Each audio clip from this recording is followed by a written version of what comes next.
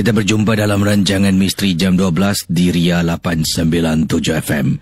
Dan pada tengah malam ini khususnya cukup istimewa. Saya bukan seorang diri, saya ada teman saya, Atres. Selamat kembali ke Misteri Jam 12, Atres. Selamat malam semuanya. Dan Atres akan berkongsi pengalaman-pengalaman yang beliau pernah alami. Dan ada yang tertanya, wah, Atres banyak pengalaman, mestilah. Sebabnya Atres ni banyak jelajah dan banyak keluar negara, banyak bergaul dengan orang-orang luar negara, khususnya kawan-kawan anda lah. Jadi pada malam ini kita nak dengar beberapa kisah. Sambil-sambil kita, malam ni konsepnya lain sedikit. Format MJ12 malam ni kita break format lah. Okay.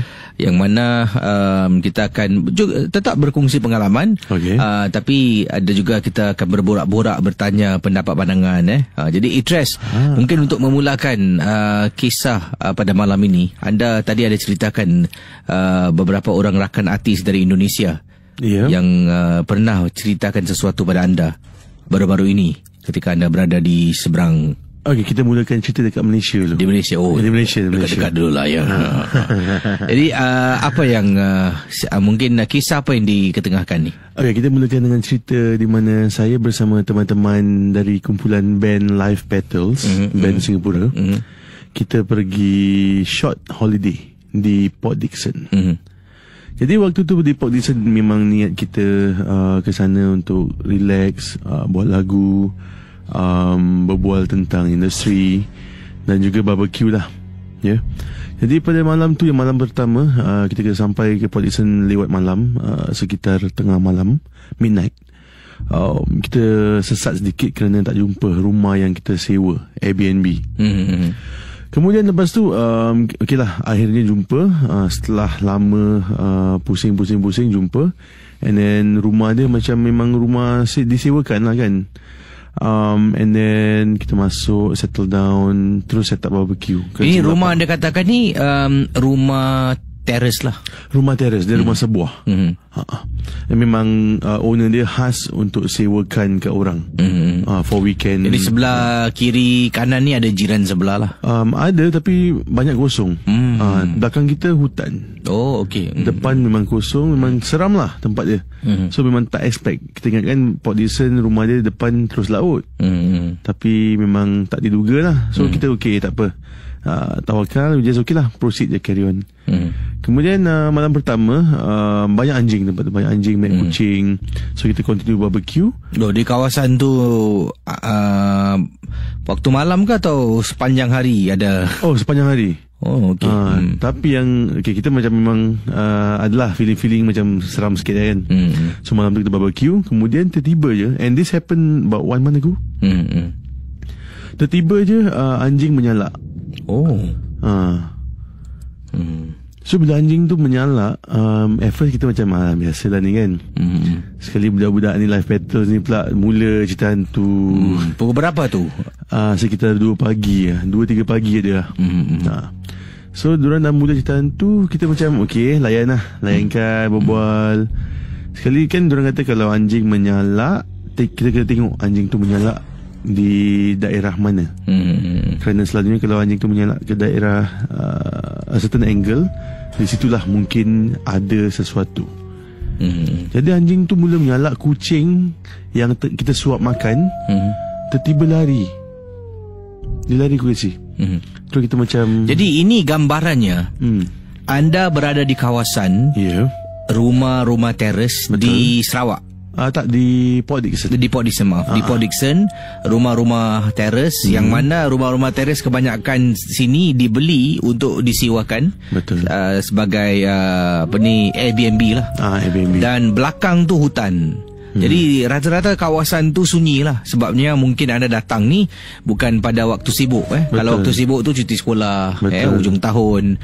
Jadi anda datang pada hari-hari yang tak sibuk. Dan kebanyakan rumah-rumah teres yang disewakan memang kosong, tak ada orang. Waktu malam tengah barbecue, tiba-tiba anda dengan teman-teman anda dari Live Petal ni terdengar bunyi. Ya, saya exactly. Betul. Oh, jadi ini berlaku pada waktu malam tengah barbecue, kawasan rumah-rumah teres yang kosong, belakang hutan. 2-3 pagi. Wow. Kita pula gonjol, orang semua tidur, kita barbecue. Jadi kemudian terdengar salakan anjing. Betul. Ya, anjing menyalak ni. Dan lazimnya kalau kita dengar daripada mungkin datuk nenek kita, pakcik-pakcik kata-kata, kalau waktu malam ni anjing ni kalau menyalak dan dengar anjing ni macam gelisah dan terkejar-kejar sesuatu yang anda tak boleh lihat, adalah sesuatu yang anjing ni nampak lah. Betul. Dan anda katakan tadi kucing tu apa yang kucing tiba-tiba lari. Kita satu. Kemudian keduanya, anjing-anjing semua tiba-tiba diorang berkumpul di depan satu lagi rumah yang depan rumah kita. Dia rumah nombor 4 kalau tak silap. Kita rumah nombor 5. Jadi yang sewa rumah ni, rumah meremang ke sini. Jadi yang sewa rumah ni, dia pula cerita, dia kata yang owner rumah ni sebenarnya nombor 4 tu pun rumah dia. Tapi dia kata kalau nak adventure, ambil rumah tu. Kalau tak berani, ambil rumah yang kita ambil ni. Kerana previously yang pernah sewa rumah nombor 4 tu, banyak orang yang sewa, banyak cerita yang dikacau. Memang sering dikacau lah di rumah itu. So yang seramnya, anjing-anjing tu semua berkumpul, menyalak di depan rumah nombor 4 tu. Pukul 3, sekitar 2-3 pagi lah, waktu kita sedang barbecue. Jadi kita ambil, mungkin kita ambil mungkin ada benda, tapi kita relax, chill. Kita masuk rumah, kita borak-borak. Dan first night tu kira tau. So kita tidur, sleep, bangun normal. Kemudian malam kedua yang happening. Malam kedua sama, kita barbecue. Tapi kali ni Casey, kita sama, anjing ni menyalak ke arah ujung rumah atas pokok pisang. So saya tengah barbecue, memang saya nampak barang. Yang satu lagi ahli band member Live Petal ni pun nampak barang tu. Tanpa saya sedari, saya tengah barbecue ni, dia kat belakang saya, dia ambil video. And video ni di capture. Ada lagi saya upload dekat di Facebook page saya, Address. Video yang diambil dan dirakamkan, di mana kita nampak ada sebuah susuk tubuh yang berbaju putih, rambut panjang, di atas pokok pisang. Ada dalam video? Ada dalam video tu. Wow. Nanti saya nak cari video tu. Yes, boleh. Anda mungkin boleh, kita akan kongsi di Facebook Ria. Yang pelik ni Mamat ni, dia ambil, dia tak bilang kita tau. So the next day bila kita dah check out nak balik tu kan, baru dia send kat WhatsApp group. Aku actually ambil video ni. Dan kita macam, oh no. Dan nampak benda tu kat atas, kat ujung. And then from there, menarik sekali. So memang ada benda lah kan. So itulah kisah yang waktu kita baru-baru ni took a short holiday di Port Dickson. Wow. Jadi kalau sebut tentang kawasan Port Dickson ni pun dah agak seram Port Dickson. Mungkin itu pengalaman peribadi. Apa yang pernah anda dengar, mungkin kisah-kisah daripada teman-teman anda berkenaan dengan Port Dickson ni sendirilah. Ada tak? Kurang, tapi di KL ada. KL nanti kita akan sentuh. Port Dickson, tapi saya dengar lah banyak orang pernah cerita di mana Port Dickson ni banyak cerita kerana tempat kawasan dia. Mungkin kawasan dia kot. So memang ramai orang pernah nampak benda. Ini Port Dickson ni dekat kawasan Negeri Sembilan. Yes, correct.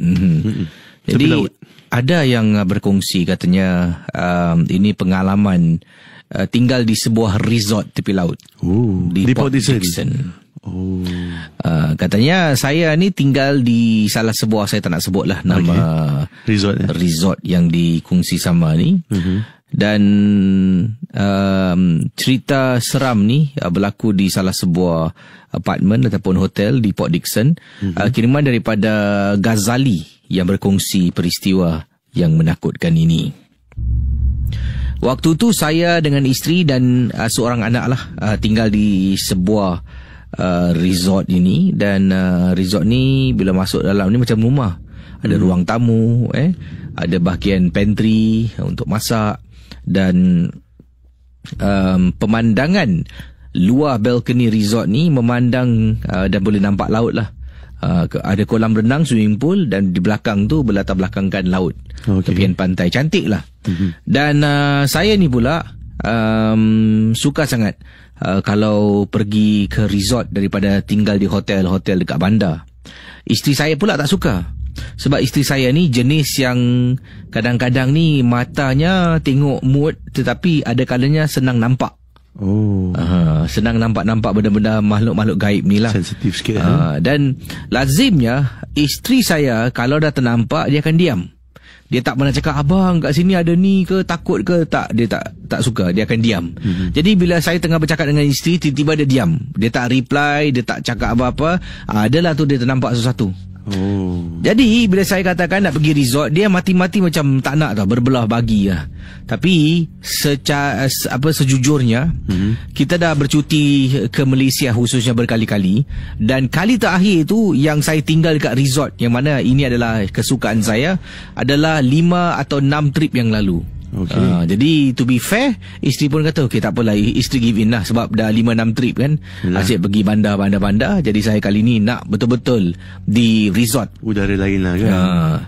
Jadi malam tu saya dekat balcony tengah isap rokok. Isteri saya tahu saya dekat balcony, kata beliau. Dan apa yang berlaku ni, pada waktu yang sama saya tengah isap rokok ni, isteri saya tengah baring dekat atas katil dengan anak. Jadi tiba-tiba saya ni keluar dari balcony lah. Saya keluar dari balcony, saya pergi ke tandas. Bila saya keluar tu, saya jalan melepasi langsi. Isteri saya kemungkinan tak nampak. Tak perasan lah, sebab dia tengah tengok handphone. Jadi saya keluar tu, dia tak perasan. Jadi apa yang berlaku seterusnya, apabila angin tiup langsi berkibaran ternaik, langsi tu naik turun. Katanya langsi tu naik turun. Jadi bila langsi tu tiup naik, isteri saya terperanjat. Dekat balcony ada perempuan rambut panjang tengah berdiri. Sebelah dia, sebelah suami dia. Tak, suami dah keluar pergi tandas. Jadi ada perempuan ni, jadi dia naik sekejap, angin tiup, langsi ternaik sikit. Dia nampak dekat celah langsi tu ada susuk tubuh seorang wanita rambut panjang sedang berdiri di balcony. Isteri saya terus kata, abang. Tu dia. Jadi pengalaman yang tak dapat dilupakan. Saya keluar ni untuk tengok isteri saya dan bertanya. Itu pertama kali isteri saya panggil saya, sebab dia takut. Lazimnya dia akan diam, kalau tidak pun mulutnya komit-komit lah membaca surah. Tapi pada hari tu, malam tu, teriak. Dia panggil, abang. Tak tahu kenapa. Sebab walaupun dia nampak susuk tubuh tu kan dekat balcony kan, tengah berdiri memandang ke arah luar balcony lah.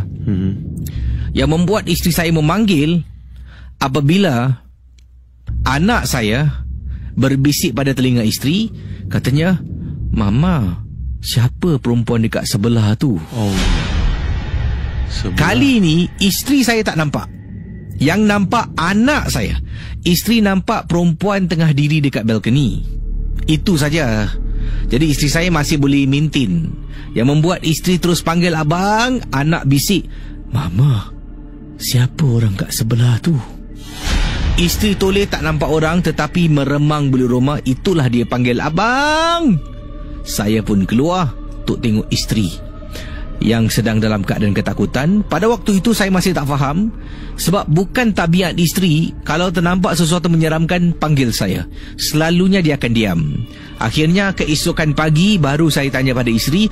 Dia beritahu semalam anak kami bernama Daniel mengatakan di sebelah saya ada orang sedang berdiri.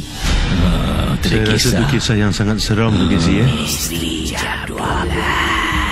Itres, kita ke Kuala Lumpur. Pengalamannya bagaimana? Okey, ini bukan kisah saya, tapi kisah teman-teman saya. Boleh mention nama artis? Okeylah kan. Awira. Awira yang rockers tu, sama Fik Mentor. Okey, so diorang memang kita selalu lepak di Mamak dekat Mutiara Damansara, berdekatan dengan rumah Fik. Fik tinggal di Mutiara Damansara. So dia ada satu cerita di mana satu hari tu memang kita selalu lepak dan pulang waktu pagi sebelum subuh. Jadi satu pagi tu dia nak balik, kemudian dia lintaslah pokok di antara rumahnya. Dia tinggal di blok 1. Pokok ni di antara blok 1 dan blok 2. Ini anda katakan dia tu Fik Awira. Fik dengan Awira lah, sama-sama mereka lah. duduk balik sama-sama lah. Jadi nak dijadikan cerita, mereka dalam kereta. Terlihat satu pakcik ni, ada macam this pakcik berbaju jubah di bawah pokok tu, tak bergerak, dia berdiri situ je. Jadi diorang ingatkan ni Pak Haji beremang rumah. Dengan pakcik ni mungkin nak pergi surau subuh ke apa kan. Tapi tengok jam, awal lagi ni subuh kan. Jadi dia jalan, kemudian dia macam curious nak tanya. Mungkin dia keluar, dia pergi towards pokok tu, kat pakcik tu. Dia pergi depan pakcik tu. Assalamualaikum. Tak ada nyaut. Pakcik okey ke pakcik? Dia tanya. Nanti tu Idris simpan dulu. Kita ikuti pesanan dari penaja dulu. Okay. Jadi ini yang tanya ni, Assalamualaikum, pakcik okey, adakah Awira ataupun Fik? Fik yang bertanya. Yep. Jadi kita kembali selepas ini. Baik, kita sambung kepada kisah yang anda ceritakan awal tadi. Okay. Jadi Fik balik, ternampak seorang pakcik ni di Damansara. Di Mutiara Damansara. Dan dia menegur lah, pakcik okey ke tak? Waktu ni Awira dalam kereta. Kerana Awira takut sikit. Fik ni memang orangnya gonjol. Dia macam memang berani lah. So dia nak tanyalah, pakcik kenapa bawa pokok berdiri macam tak bergerak, macam pelik kan. So pakcik tak jawab. Terus dia macam pelik lah. Dan dia dah rasa tak kena gaya ni. Okay, dia kata okay. Dia terus ghostan, masuk kereta, cabut balik rumah. Okay, dia balik rumah. Kemudian besok harinya dia pergi beli nasi lemak ke tempat warung bawah tu kan. So yang pakcik yang jual warung tu lah orang Indon. So dia tanyalah, si Fik ni tanya pakcik tu, pakcik, ada ke orang selalu pagi-pagi buta dekat bawah pokok pakai jubah macam nak pergi semayang gitu. So kita, memang tu selalu kat situ. Dia kata memang setiap kali kalau pagi-pagi buta waktu 3 sebelum subuh gitu, dia akan berdiri di sana. Jadi ini adalah penampakan yang biasa dilihat. Penampakan biasa. Orang kawasan situ semua orang memang biasa nampak benda tu. Jadi itulah, dari itu terus dari saat itu kalau setiap kali diorang nampak, masih lagi nampak. Tapi baru-baru ni katanya pokok tu dah ditebang. Jadi dah tak lagi lah. Dan Idris sendiri duduk di kawasan bandar lah. Sama, Damansara juga. Di kawasan bandar lah. Jadi pernah Idris mungkin ada pengalaman seram ketika anda berada di kawasan perkampungan pula? Perkampungan. Fikir jap. Ada. Ini ada kiriman daripada rakyat Singapura. Oh ya. Katanya dia menginap di homestay. Ada pernah homestay? Pernah. Di Johor, di Kota Tinggi. Homestay ni dia kan macam sebelum ada Airbnb homestay lah. Homestay kira macam kampung lah, rumah orang lah. Yalah, tapi dia macam Airbnb lah. Macam, tapi Airbnb kan online kan. Homestay memang dia dah sedia. Yalah, tapi ini lebih kira plastik lah. Lebih, kalau Airbnb modern lah. Modern. Homestay ni kampung adalah approach yang lebih lama lah. Guest house gitulah. Jadi ini kiriman daripada Faizal, beliau dan juga sahabat baiknya. Katanya di sini telah pun menyewa ataupun menetap di sebuah rumah yang dipanggil homestay. Dan ini berlaku di homestay di Kelantan. Jauh tu. Jauh katanya di Kelantan. Sebabnya saya dengan kawan saya riding motosikal dari Singapura ni, kita ride all the way sampai Kelantan. Jauh betul. Berapa jam tu sampai? 12 jam aku rasa. 12 jam Lebih lah. About that lah. Lama memang jauh. Tak boleh sih 12 jam riding. Pancit. Naik kereta masih okey jugalah riding Jadi bila sampai dekat Kelantan ni, kita dah pun tahulah ada homestay. Kita pergi ke homestay ni. Dan kita homestay ni terletak dekat Pasir Putih. Itu tempat popular tau. Itu tempat Nilofa. Oh, Neelofa di Pasir Putih. Awet-awet kat Pasir Putih selalunya lawa-lawa putih-putih berlepak. Kata diorang lah. Kau ni orang cerita seram, kau nak awet, masuk awet pula. Sideline sikit. Pasir Putih kan. Jadi katanya di sini, bila sampai kita menginap di sebuah homestay di Pasir Putih. Kenapa kita pilih ke sana? Sebab kita nak masuk ke Thailand. Daripada situ kita menetap di homestay ni untuk semalam, 2 malam. Kemudian kita akan berangkat pergi Thailand. Tak Bai lah, jangan ikut Tak Bai masuk Thailand. Nah, apa? Tempatnya nama Tak Bai. Tak Bai Macam border lah. Sempadan. Memang dekat lah. Kelantan dengan border. Oh yes, dekat sangat. Jadi kata beliau, bila menetap kat homestay ni, pemandangan cantik sangat lah. Di Kelantan ni, penuh dengan kehijauan, gunung ganang boleh nampak KC. Begitu, it's so beautiful. Saya dah tinggal beberapa kawasan di Malaysia, tapi homestay di Pasir Putih ni lah antara yang paling sangat saya rasa menarik dalam hidup saya. Jadi saya dengan kawan saya lah tinggal homestay ni. Kita bukan sewa bilik KC, kita sewa satu rumah. Yalah, memang diorang homestay tu one whole house lah. Dan rumah ni kita sewa ni, selalunya kita pernah tinggal homestay dengan owner. Owner dia ada dalam. Selalunya lah kata beliau, di homestay ni dia owner, tapi owner ni akan tinggal dekat sub house. Dia ada satu lagi rumah kecil dekat belakang rumah. Jadi tu rumah owner lah. Depan ni yang lebih cantik ni dia gunakan homestay. Tapi yang ini pula lain. Owner dengan rumah ni, owner dia tinggal jauh. Jadi bila kita sampai, kita pergi jumpa owner dekat rumahnya. Owner tu katanya di sini, owner tu serahkan kita kunci. Dan owner tu dia memandu kereta. Kita ikut naik kereta pergi dekat homestay. Daripada rumah owner pergi homestay yang dia ada ni, perjalanan memakan masa tak lama, dalam 10 hingga 15 minit.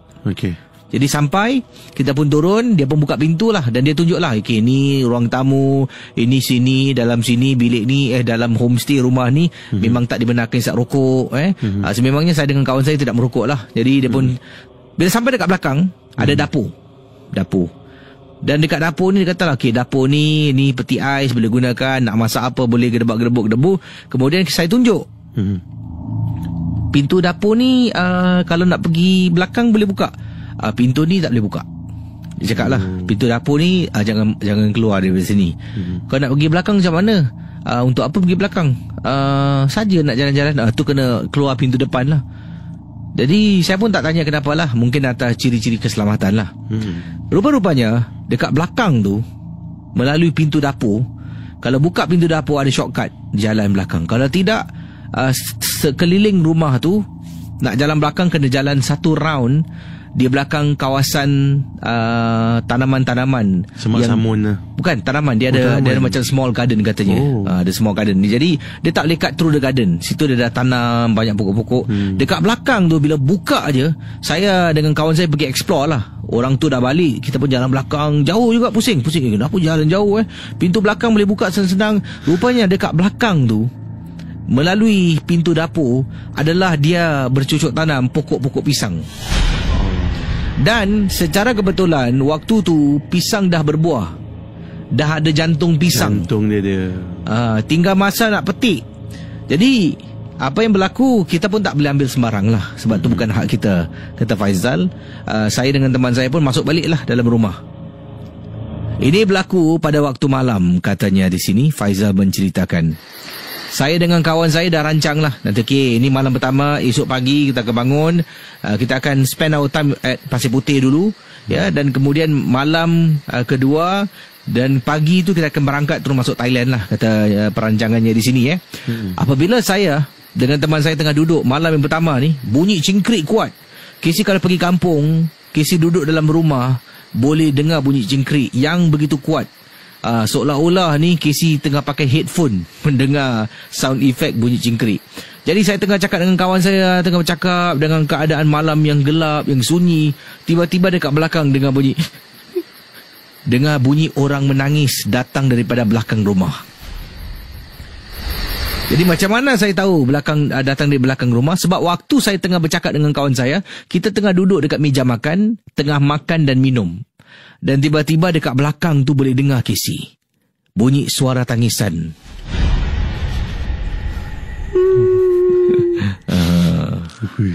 Jadi saya dengan teman saya, kita dua-dua dengar, we have this understanding, tak nak buka mulut, tak nak menegur, kita cuma tengok each other and we have that signal, kita ada isyarat mengatakan, oh okay, aku berdengar. Kamu kata aku berdengar.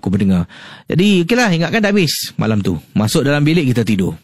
Dan pakcik ni pernah pesan katanya, awak tidur dalam bilik ni berasingan ke sama-sama? Sebab satu bilik ni ada 2 katil. Ada 2 katil single bed lah. Dan rumah homestay ni mempunyai 3 bilik tidur. Setiap bilik tidur, ada satu bilik tidur ni mempunyai king size bed. Kemudian ada 2 bilik tidur lain single bed lah. Saya dengan teman saya memang tak selesa nak tidur king size. Walaupun kita members lelaki, kita lebih suka tidur separate lah. Yelah. Individual tapi ada members tidur jalan kau ni tapi ada memang. Kalau awak tanya saya, kalau mungkin Casey pergi holiday dengan Itres, saya minta separate. Tergolek tak boleh sekatil lah. Jadi beliau kata, saya dengan teman saya lah, kita tidur katil berasingan. Dan pakcik ni pesan, dekat sini malam nak tidur, kunci pintu. Pintu bilik lah kunci. Jadi pakcik ni bila pesan ni malam nak tidur kunci bilik, pintu bilik, kita ingatkan mungkin ciri-ciri keselamatan lah. Mungkin takut ada perompak ke tak tahulah. Dia kata kunci bilik, itu je. Kita pun tak banyak soal. Takkan nak pergi tanya. Nak pergi tanya pakcik asal kunci bilik kita penyewa dekat sini. Jadi malam tu bila dah tidur, Casey, saya terbangun kata Faizal. Bila saya bangun, saya terperanjat. Saya tidur dalam bilik dengan kawan. Saya bangun, saya berada dekat ruang tamu atas sofa tengah tidur. Bila saya bergerak, kenapa saya dekat sana, saya tak tahu. Bila bangun tu, saya in shock. Macam dan tak dapat bercakap, Casey. Tengah fikir, tadi aku masuk bilik, aku rasa aku masuk bilik tidur tu, adakah aku mimpi ataupun yang ini aku mimpi? Duduk terfikir, saya bangun masuk bilik kawan saya tengah tidur, saya baring tidur. Dan itulah sampai ke saat ini, hari ini, saya menyewa homestay ini, saya tertanya-tanya bagaimana saya boleh bergerak daripada bilik tiba-tiba tersadar dekat ruang tamu di atas sofa. Siapa yang alihkan saya? Tiba-tiba saya teringat bila pakcik tu kata malam nak tidur kunci pintu baru saya tahu kenapa. Kenapa kena kunci pintu dan kenapa dekat belakang tu dikunci. Saya dapat tahu dekat belakang tu kenapa pintu belakang dapur dikunci. Kalau tak kunci, seseorang tu boleh bangun, buka pintu dan keluar dan duduk dekat belakang rumah. Ini perkara pernah berlaku dan saya dapat tahu hal ini daripada seorang penduduk kampung yang kami nampak ketika kami membeli sarapan pada pagi berikutnya. Itulah pengalaman. Terima kasih dan selamat tengah malam.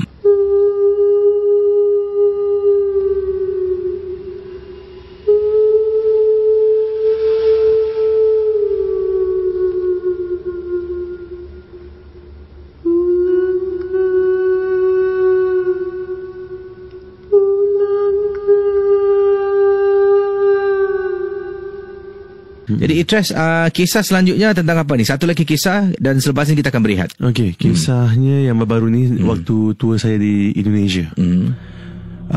Ni amat menyeramkan bagi saya kerana dia sesuatu yang barulah. Tak pernah terjadi tapi terjadi pada waktu tu. Saya pergi ke Bandung dan memang niat ke Bandung selain daripada show dan temu sama artis Bandung, memang untuk tulis lagu lah, nak habiskan album. Kemudian saya tinggal di sebuah kawasan di Bandung yang bernama Dago Highlands. So Dago Highlands tempatnya memang cantik. Dia atas bukit. Apa Dago Highlands. Highlands. Dia atas gunung. Memang daripada tempat saya tinggal ni memang homestay juga.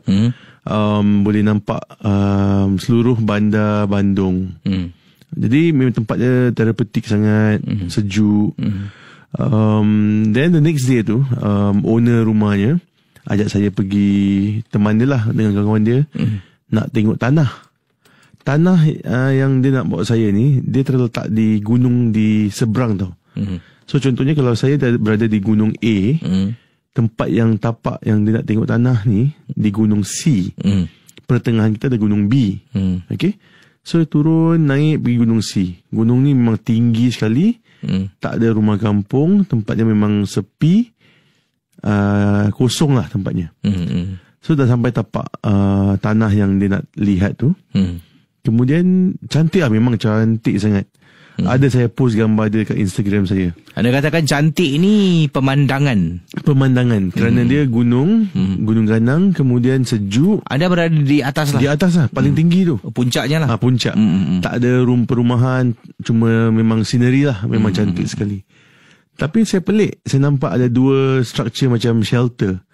Di betul-betul tempat yang ujung. Adalah dalam gambar di Instagram saya, kalau you all follow, saya ada upload gambar 2 shelter ni. Jadi saya macam pelik, and saya orang memang cepat curious tau. Saya tanyalah, apa benda tu Dia kata tu makam. Saya kata, ni tanah yang kau nak beli. Tapi depan ni ada makam siapa kan? So saya daripada tempat anda tinggal di puncak tu, kemudian anda dapatkan pemandu, Grab, macam Grab lah. Tak, dia drive. Kawan saya drive. Drive. Dan kemudian drive sampai ke gunung sebelah. Di mana laluan yang anda gunakan tu, anda sesat ke tidak? Tak sesat, tapi kita ada cabaran. Kereta tak naik. Pasal dia steep. So kita kena track up. Jadi kita track up all the way lah sampai atas. Nampak, dan bila sampai atas nampak ada makam. Sampai ke atas tu ada makam dua makam. Dua makam. Kemudian makam tu macam oversee pemandangan yang cantik tu.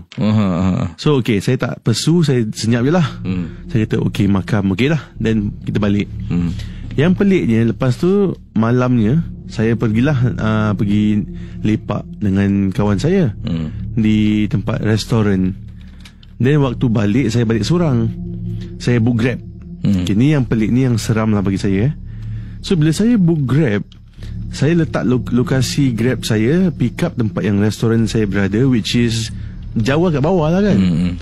Tapi yang saya punya destination, tempat yang saya tinggal, which is kat Gunung A tadi kan. So so memang Grab tu driver dia ikut map kan. Grab kan ada ikut map kan. So ikut map. So saya pun tak perasan lah, lah. Macam biasanya Grab kan demi map boleh reliable lah kan. Jalan, tiba-tiba saya pelik. Saya tengok, kenapa kawasan ni macam kenal macam baru pergi tadi siang. Casey, rupa-rupanya kita sampai tempat kawasan Gunung C yang saya berada pada siang hari tu, yang ada makam tu. Macam mana driver tu boleh sampai ke sana? Sebab dia ada menggunakan GPS tak memandu? Dia guna GPS, guna Grab main GPS tu.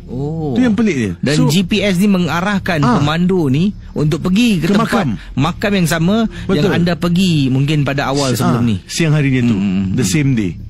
So saya dah nampak ini seolah-olah macam makam tu memanggil. Bukan cakap makam tu memanggil lah tapi ada sesuatu lah. Seram ke sih? Sesuatu dekat atas puncak gunung tu. Betul. Yang memanggil anda supaya datang balik. Kau dah datang tempat aku tadi kan? Kau dah datang tempat aku. Aku nak jumpa kau lagi. Dan anda keluar, tiba-tiba naik Grab. Grab ni ikut GPS mengarahkan sampai kenapa ada makam. Dan kemudian apa berlaku bila berada dekat atas tu? Terus pakcik tu, dia Grab driver pun dah takut tau. Dia macam, Pak, ya benar ni tempatnya. Enggak ada orang deh.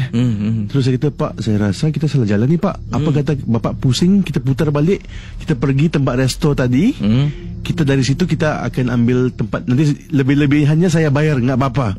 Tapi yang penting sekarang Bapak putar balik, kita turun bawah dan langsung secepat mungkin beredar dari tempat ini. Pemandu tu adalah rakyat tempatan lokal ni. Pakcik tu apa mungkin dia ada kongsi tak tentang atas gunung tu, mungkin apa yang dia cakap pada anda? Dia tak kongsi pasal dia pun tengah ketakutan. So dia hint. So waktu kita pusing, dia 3-pointer dia turun kan. Dia kata, waduh Pak, ni tempat tak bagus Pak. Dia gitu je. So dia kata, ya Pak, langsung aja cepat-cepat ya. So dia pun tak berani cerita tau. Tapi saya perasan bila saya duduk kat belakang kan, dia asyik tengok kat tempat tingkap rear mirror. Dia asyik tengok je. So I mean for me aku tengok dia pula macam ketakutan. Terus I don't want to ask him, so senyap je sampai kita sampai kat bawah. Sampai kat bawah saya tanya, Pak, ya kenapa ya Pak ya? Bapak asyik lihat di cermin belakang kereta itu. Ya pak, tempat yang kita pergi tu enggak enak pak, tempat yang enggak bagus. Kata dia. Terus saya pun macam dah ketakutan jugalah, sepadi juga. Oh ya, memangnya kenapa ya pak ya? Ya tempat itu memang tempat lama katanya. Memang tu asal tak ada orang tinggal, tak ada kampung, tak ada perumahan semua. Kemudian dia kata sebetulnya pak, waktu kita turun itu saya lihat ada kelibat di belakang kereta ikut ajar kita. Dia ikut kereta tu. Wah. Imagine kalau aku pusing tu nampak. Pingsan lah. Interest pingsan kat ini. Tapi belum habis. Lepas tu terus turun bawah. Terus kita sampai tempat restoran, back to the base point kan. Terus saya on Grab, on map Waze, set location sama, the same rumah saya kan kat Gunung A tu kan. And betul, dia show kat direction, the same direction which is yang betul. So kenapa tadi map dia bawa pergi atas? Jadi ini persoalannya, dekat atas tu kubur tu, makam tu siapa tu? Nak tanya tapi takut. So sebaiknya tak tanyalah. Jangan tanyalah. Akan berkongsi pengalaman. Jangan lupa kirimkan voice note anda dengan segera ke WhatsApp Ria. Dan jangan lupa juga kalau anda berkesempatan untuk berkongsi melalui hotline 6. Saya berasal dari Pulau Pinang dan sekarang ni bekerja di Perak. Kisah ini berlaku pada tahun 2012. Saya ni kalau ikutkan ada macam-macam kisah seram. Kisah yang ingin saya kongsikan ni, masa tu tahun 2012 saya bekerja shift malam. Saya bekerja di Water Treatment Plant Bukit Minyak Pulau Pinang sebagai juruteknik. Yang kita tahu juruteknik ni kesemuanya lelaki, tak pernah ada perempuan. Masa tu satu shift 4 orang lelaki. Kisah yang berlaku pada saya ni, kalau ikutkan situ ada macam-macam kisah pelik, kawan-kawan saya pun pernah alami. Kisah yang saya alami ni, masa malam tu saya tengah cakap telefon dengan girlfriend lama saya. Saya carilah tempat yang sunyi. Dekat luar PLC room tu masih bising bunyi pam kan. Saya pun pergi tandas lagi, masih juga bunyi bising. Saya pergi ke tandas perempuan. Barulah senyap dan sunyi. Sehinggalah setiap shift malam saya akan cakap telefon dekat tandas perempuan. Selalunya dalam 2 atau 3 pagi. Ada satu masa tu rasa seram dan menakutkan, tapi tak ada apa-apa yang berlaku. Malam-malam yang seterusnya, masa saya nak pergi ke tandas tu juga, masa saya nak tolak tombol pintu tandas perempuan tu, di sebalik dinding dalam tandas tu, tiba-tiba saya terdengar suara tangisan perempuan. Suara tu bunyinya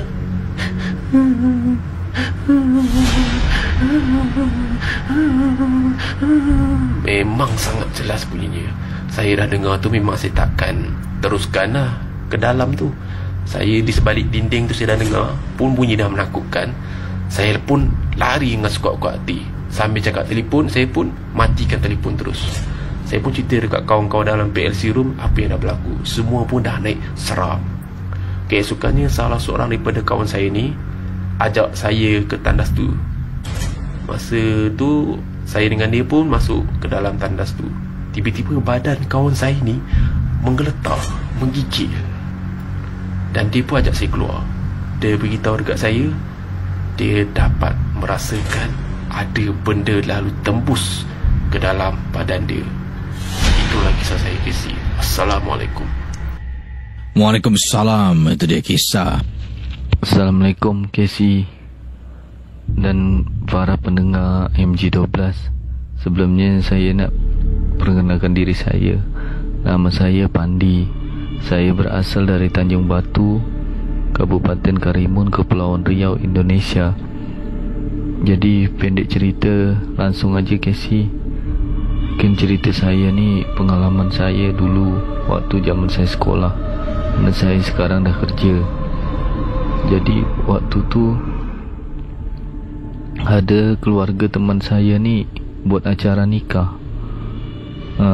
Jadi kami waktu masa tu kawan sekolah saya ngajak saya pergi sama ke pulau. Pulau tu tak jauh lah dari tempat saya tinggal. Kira-kira tapi harus naik pompong, tak bisa jalan darat kerana Casey tahu sendiri kan Indonesia banyak pulau. Jadi kami ni pergi 5 orang lah, numpang Pompong orang nikah kahwin tu memang pakai catar, pakai sewa. Jadi kami pergi tu pada pukul jam 5 sore lah, 5 petang. Kami pergi 5 orang ikut. Dalam pompong tu banyak juga orang keluarga yang teman saya nikah ni ikut. Ada orang tertua juga. Pengalaman ni memang saya macam tak habis fikir lah boleh kami kena ni. Jadi cerita tu, waktu kami pergi jam 5 petang tu, sampai ke pulau itu kira-kira jam 7, 2 jam lah naik pompong. Pompong dia tak laju Casey. Jadi semasa perjalanan tu lah bermula kisah yang menyeramkan ini Casey. Mungkin kawan-kawan saya kalau dengar cerita saya ni, dia teringat masa-masa tu, yang masa-masa kami semua tak boleh lupakan lah. Sewaktu perjalanan, sekira setengah jam perjalanan, di tengah perjalanan hari pun mulai maghrib Casey. Hari dah gelap, tak lama gelap. Waktu tu langit cerah, bintang banyak, cantik pemandangan. Tiba-tiba tak berapa lama hari mulai mendung Casey. Gelap. Bintang-bintang yang banyak tadi mulai tak ada lagi, tak nampak. Kemudian inilah cerita tu bermula Casey. Jadi kawan saya ni nak lepak lah, nak baring dekat pompong tu.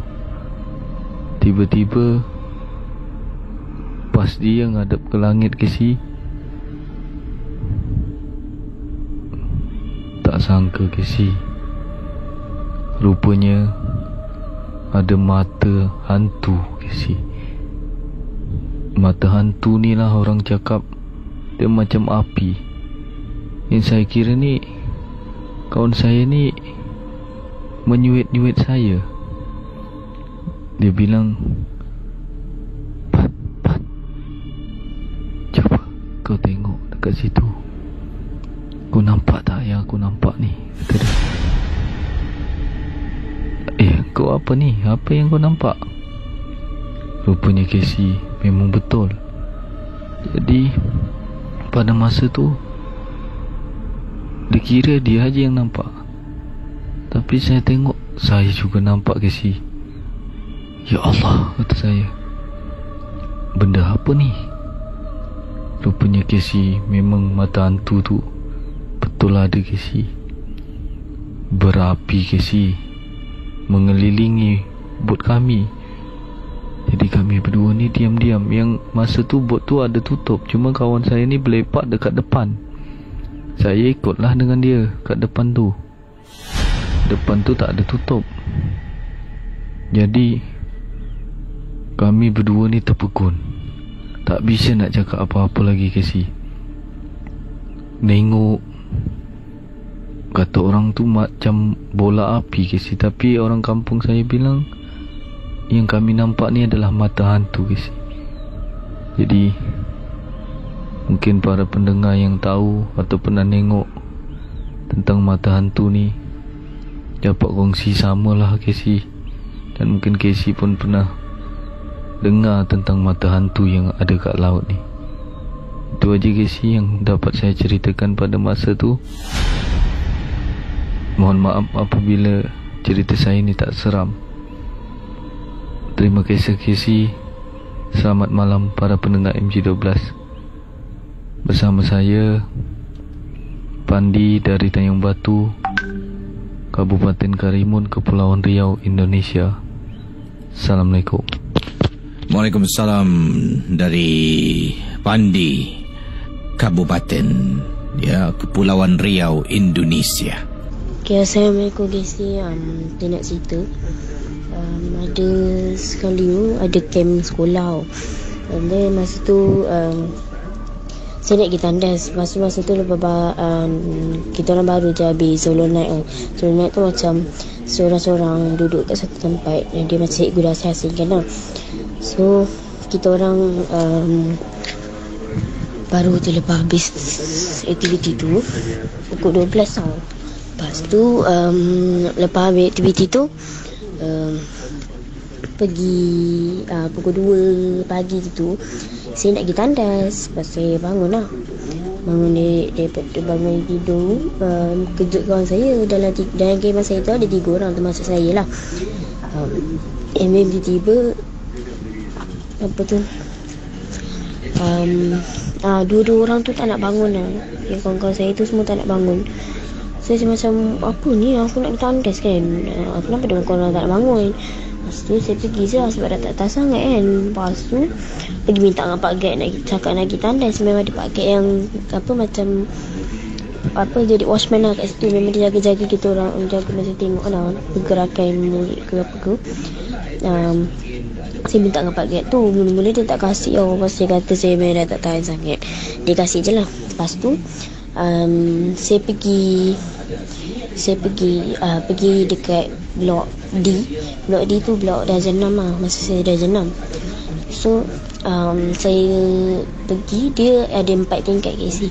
Bawah sekali G, lepas tu tingkat 1, tingkat 2 dengan tingkat 3. G tu macam dewan lah, dewan terbuka gitu. Lepas tu tingkat 1 tu ada surau, ada bilik PSV, bilik seni lah. Lepas tu ujung sekali ialah tandas. Lepas tu tingkat 2 pula ada bilik Jacob. Bilik Jacob tu macam bilik agama jugalah, macam ngaji tu. And then ada kelas, and then ada bilik macam tak tahu lah bilik apa, macam bilik file gitu kot. Ada bilik, ada 2 bilik kat tu, bilik and then bilik air. Lepas tu tingkat 3 ada kelas saya. Lepas tu ada kelas berdiri tu, memang kelas je, kelas adalah kelas training. Lepas tu ujung sekali memang tandas. Lepas tu saya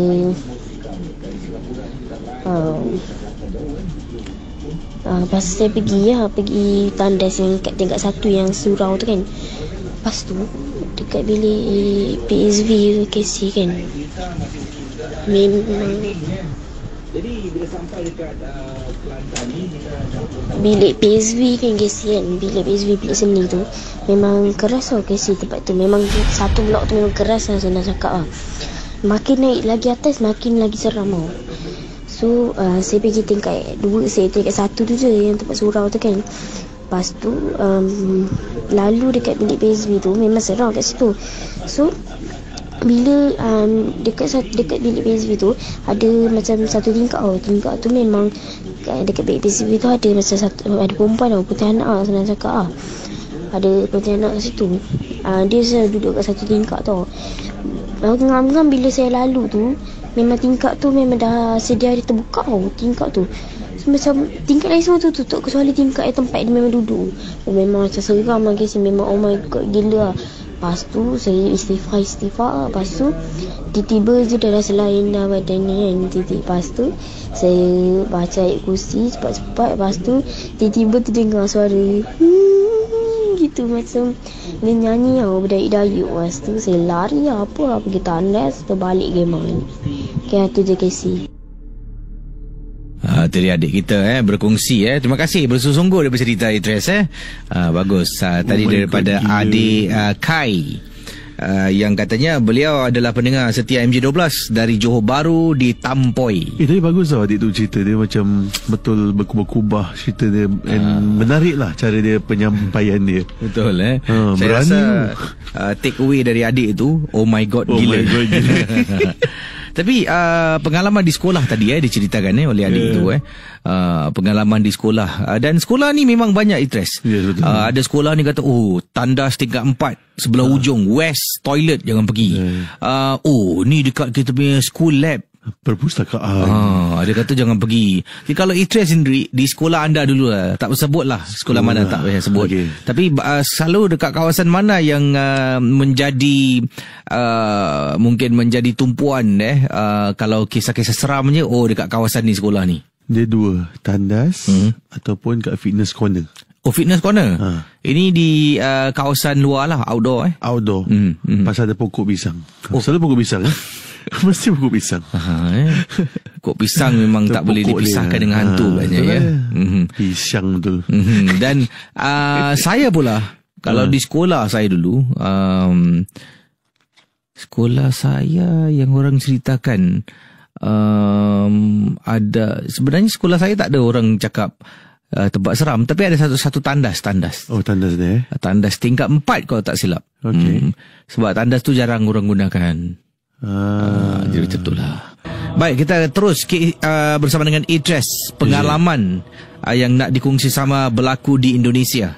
Silakan. Saya rasa kalau memang bab Indonesia ni, kalau bab cerita hantu, memang seram Jadi memang saya kan baru balik dari Indonesia. Ni cerita yang baru terjadi 3 malam yang lalu, kerana saya baru sampai Singapura 2 hari yang lalu. Jadi terjadinya kisah ini, dia begini. Saya bila pergi Indonesia, saya gemar sekali tengok cerita ANTV. Cerita dia bertajuk Menembusi Mata Batin. Jadi memang cerita ni seram tau. Dia di mana ada seorang yang pakar ni, bukan bangsa Islam, tapi dia boleh dapat lihat dan baikkan orang lah. Dan setiap partisipan yang datang, mereka ada barang ataupun ada sihir. Dan memang cerita yang diorang ceritakan tu memang amat seram sekali, kerana dia bukan sihir biasa. Sihir yang mereka telah lakukan selalunya akhir dengan kematian. Jadi orang yang diorang santet tu, yang diorang sihirkan, mati. Dan bukan satu ada pernah, yang satu cerita tu 8 orang mati sekali. So macam memang seram. Jadi yang malam terakhir tu, saya dan mama saya dan juga makcik saya, kita stay kat hotel lah kan, tak mention lah nama hotel tu lah, kat Indonesia. Jadi mama saya dan makcik saya dah tidur. Diorang dah tidur. Dan tinggal saya tengok seorang cerita seram ni lah. Dia macam setiap malam, pukul 11 malam ada ANTV. Jadi waktu tu dah pukul 2 pagi lah, 2 pagi. So saya pernah ngantuk.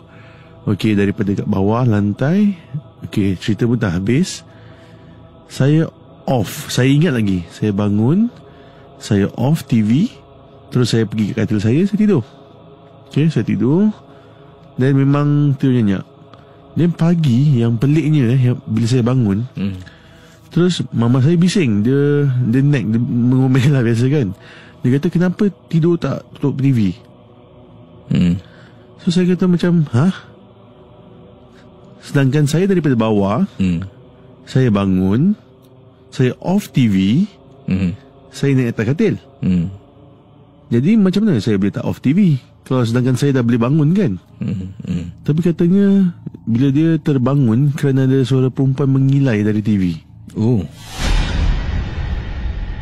Jadi dia ingat kan, okay lah, mungkin mengilai itu daripada rancangan tersebut.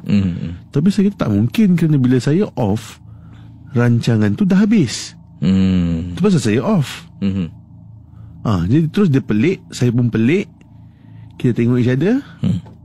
Okay. Jadi itulah yang cerita ringkas yang terjadi pada saya di hotel room di Jakarta, Indonesia.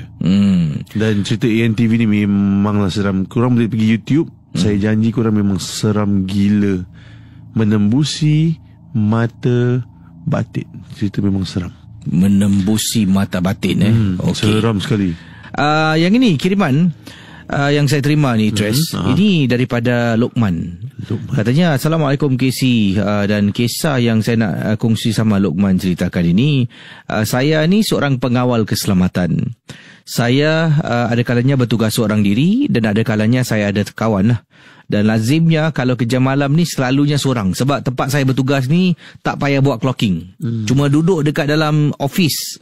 Dan office ni terletak dekat dalam bangunan. Office pengawal keselamatan ni terletak di dalam bangunan. Yang mana saya tak perlu keluar pun. Saya cuma duduk. Daripada office ni ada tingkap. Tingkap ni boleh nampak pintu pagar masuk ke dalam kawasan bangunan ni lah yang saya jaga ni. Jadi kata beliau, dipendekkan cerita, satu ketika tu saya pernah tengok melalui CCTV kamera lah. Sebab dalam guard room ada kamera dan monitor kamera. kita boleh lihatlah kamera-kamera yang dipasang daripada tingkat 1 sampai tingkat atas, daripada hujung ke hujung. Senang je, semua dekat kamera monitor. Sebab tu saya tak payah buat clocking. Jadi saya tengah duduk, saya terperanjat bila ternampak dekat koridor tingkat 4, koridor yang gelap, sebab bangunan ni mengutamakan dia katakan di sinilah mengutamakan energy saving. Jadi kalau boleh semua dia nak tutup lampu. Tapi ada bahagian-bahagian tu lampu dihidupkan lah atas keselamatan. Tapi tingkat 4 koridor ni panjang. Kisi bayangkan, dia macam rumah sewa dekat Singapura, yang mana kiri kanan ni hanya tembok dan koridor panjang gelap. Dekat koridor panjang yang gelap ni, kamera kita, ada beberapa kamera ni dia mempunyai infrared sensor. Jadi bila ada benda bergerak, dia akan detect. Bila dia detect, benda tu akan flash. Skrin TV tu dekat bahagian bawah katanya akan flash signal, something detected lah. Jadi kita ni yang tengah duduk tak ada masa nak tengok monitor skrin tu 24 jam lah. Jadi tengah duduk tiba-tiba flash tau skrin. Bila benda tu flash, so obvious kita boleh lihat. Jadi saya pun tu boleh tengok apa yang flash ni. Saya tengok, perhatikan, terperanjat lah. Nampak ada orang ni, perempuan dalam keadaan macam orang tengah rukuk kan, nak solat rukuk kan. Dalam rukuk dia lari dalam keadaan rukuk dengan tangannya, badannya membungkuk rukuk, tangannya ke depan. Jadi dia bungkuk ke depan macam tu, macam dering gitulah. Dan laju kisi lari. Apa benda ni? Mula-mula saya tertanya-tanya. Dan apabila saya tengok betul-betul, perhatikan betul-betul, itu adalah orang kisi lari dekat tingkat 4. Koridor tingkat 4 ni panjang. Dia lari, nampak kisi, daripada satu kamera detect, 2 kamera, 3 kamera, laju dia lari. Saya ni pula dalam hati, janganlah aku nak kena masuk dalam sini, nak cari, nak mencegah. Saya pun perhatikan ke mana perempuan ni pergi. Tiba-tiba dia hilang daripada radar. Tak tahu ke mana dia pergi. Dan malam tu saya memang takut. Dan saya memang takut lagi kalau apa-apa berlaku. Mungkin misal kata kalau pintu pejabat dipecahkan, yang bertanggungjawab adalah saya, Kisi. Jadi itulah pengalaman daripada pengawal keselamatan untuk anda di Ria 897 FM.